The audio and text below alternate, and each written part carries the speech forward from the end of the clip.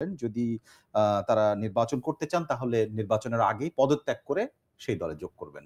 তাতে আসলে মানে সন্তুষ্ট হওয়া যায় কিনা? মানে যে যুক্তিতে আপনারা এই সমস্ত কথা বলছেন? একেবারেই সন্তুষ্ট হওয়া যায় না। কারণ হচ্ছে আপনার কতগুলো ম্যানিফেস্টেশন ধরুন মুখেই যদি কথা বলে ফেলতে হয়, হুম, তো আপনি যদি বলেন তো মুখে বলেন নাই। তো তাহলে পৃথিবীতে আমাদের দেশে বাদ দেয়, সারা পৃথিবীতে পলিটিক্যাল অ্যানালিস্ট আছে না? হ্যাঁ, তো অ্যানালিস্টের কাজটা কি আসলে? হুম, অপিনিয়ন লেখা হয়, কেন লেখা হয়? হুম, এত কিছু। যদি আমরা ক্রুড বাক্যগুলো দেখি, হুম, যেমন ধরুন আপনার একটা উদাহরণ দেই। আসিফ মাহমুদ সজীব ভূঁইয়াকে চাপ তৈরি করছে বিএনপি। হুম, কেন? জনাব ইশরাককে মেয়র দিচ্ছে না। হুম। তার পদত্যাগ চাইলো। এবং চাপ দেয়া মানে কি একদম আন্দোলন করেছে আন্দোলন আগে। করেছে এবং তার পদত্যাগ চাইছে জি। বিএনপি। আচ্ছা, এনসিপি কে কেন আসিফ মাহমুদ সজীব ভূঁইয়ার পক্ষে দাঁড়িয়ে তুমুল, তারা মাঠেও নামতো নির্বাচন কমিশন হ্যাঁ, ঘেরাও হ্যাঁ, করতে গেল, হ্যাঁ, তুমি কেন ইশরাককে এটা দিয়েছো? দিয়েছ। এরকম কতগুলো ম্যানিফেস্টেশন আপনি পাবেন। তার মধ্য দিয়ে মানে অনুমান করা যায়। আপনি স্পষ্টই হওয়া যায়।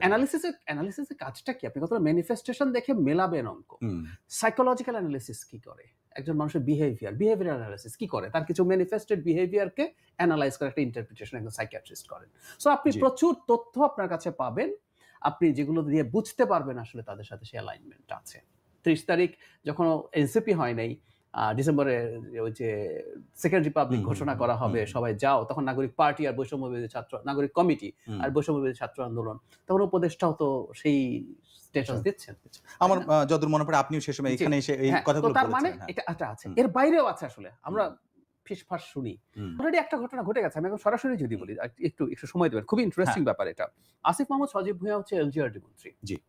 মনে করেন যদি আপনি আজকেও স্টপ করেন, অলরেডি তিনি কিন্তু নির্বাচন রিলেটেড অনেক কাজ করে ফেলেছেন। তার মন্ত্রণালয়টা হচ্ছে এমন যেটা দিয়ে গ্রামীণ অবকাঠামো উন্নয়ন করা যায়। হুম, প্রথম আলো একটা খুব চমৎকার রিপোর্ট করে একবার দেখিয়েছে কিভাবে তিনি কুমিল্লায় হুম, বরাদ্দ দিয়েছেন। তার উপজেলায় সবচেয়ে বেশি বরাদ্দ, হুম। ৪৫০ কোটি টাকা বরাদ্দ দিয়েছেন। হ্যাঁ, মজার ব্যাপার হচ্ছে কুমিল্লা তুলনামূলকভাবে সবচেয়ে ডেভেলপড অবকাঠামোর একটা হুম, জেলা। কারণ এর আগেও ঘটনাচক্রে এলজিআরডি মন্ত্রী কুমিল্লার ছিলেন। ওই রিপোর্টে এসেছে হুম, জনাব হুম। তাজুলের পাস করা ২০০০ না ১,৫০০ কোটির একটা প্রকল্প চলছে। আগে থেকেই চলছে। এখন আরেকটা করছেন। হুম, এই ৪৫০ কোটি অঙ্কটা কেমন? ৪৫০ কোটি অঙ্কটা হচ্ছে এইরকম।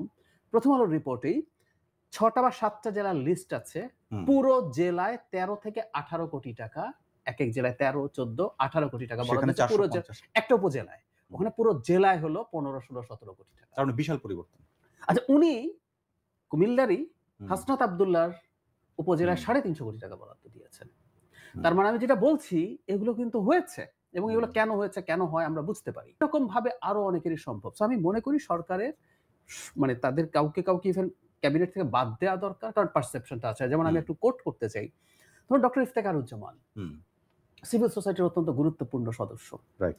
আমরা দীর্ঘদিন শেখ হাসিনার উনি ভূমিকা রেখেছেন। বিরুদ্ধে উনি গুরুত্বপূর্ণ হুম, লড়াই করেছেন, ভূমিকা রেখেছেন। এবং তার মতো মানুষও তো বলছেন যে, দুজনকে এনসিপির সাথে মানুষজন অ্যালাইন করে। হুম, উনি বলছেন। আমরা তো একসময় বলেছি, উনিও বলছেন। সো এদের যাদের বিরুদ্ধে অভিযোগ আছে সরানো, কিছু নতুন উপদেষ্টা নেয়া, এটা হলো এক, হুম, পুনর্গঠন। আরেকটা হচ্ছে যে বললাম, তাদের কাজ এখন আসলে আর পলিসি ডিসিশন না। হুম। একদম এক্সক্লুসিভলি কিছু রুটিন কাজ করবেন আর আসলে সবাই মিলে এটা কোনো হচ্ছে না পুরো কোনো ভাবে, সরকারেরই হওয়া উচিত। পুরো হুম, সরকারের কোনো না কোনো ফর্মে। কারণ বাংলাদেশে এবারের মতো চ্যালেঞ্জিং নির্বাচন আসলে মানে কোনো কেয়ারটেকার হুম, আগে যে ছিল হয় নাই। এরশাদ পতনের পরও বাংলাদেশের পুলিশ পালিয়ে যায়নি। হ্যাঁ, সেজন্য ৩ মাসের পর একটা চমৎকার নির্বাচন হতে পেরেছিল। আমাদের আইন শৃঙ্খলা রক্ষাকারী বাহিনীর যে অবস্থা হুম, এবং বাংলাদেশের ভেতরে এখনো তাদের কনফিডেন্সের যে ঘাটতি আছে, হুম, সাথে এই নির্বাচনকে প্রশ্নবিদ্ধ করার বা সহিংস করার জন্য হুম। আমাদের শত্রুর অভাব নেই। সুতরাং এই কারণে আমি মনে করি সবকিছু থেকে ফোকাস সরিয়ে কিভাবে নির্বাচনটা করা যায় সেভাবেই। তাহলে তাদের পুনর্গঠন হওয়া দরকার এবং তাদের ফোকাস এক্সক্লুসিভলি নির্বাচন। রুটিন কাজ আর নির্বাচন। আর কোন কাজ